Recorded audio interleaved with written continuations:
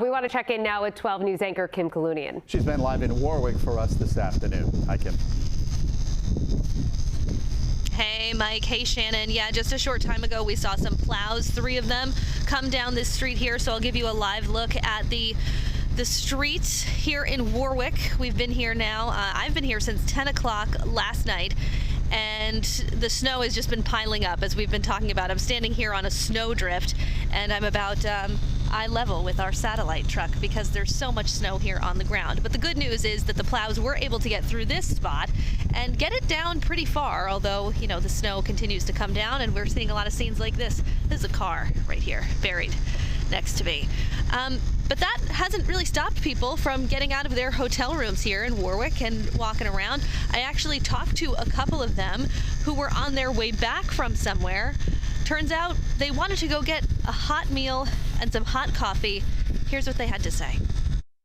You went walking in 3 feet of snow to go where? Cumberland Farms. You were desperate for a hot coffee? Right, to keep warm. That is such a true New Englander thing to do. How far did you have to walk in this? About a mile.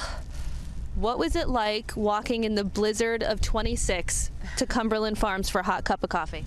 Freezing and exciting. Why exciting?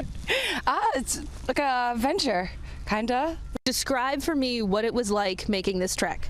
Oh, it was brutal. Leaving the parking lot, it seems a lot worse, and then you get onto the road and they're hardly ever paved, so I'm trying to walk along the tire marks just for some stable footing so I'm not tripping.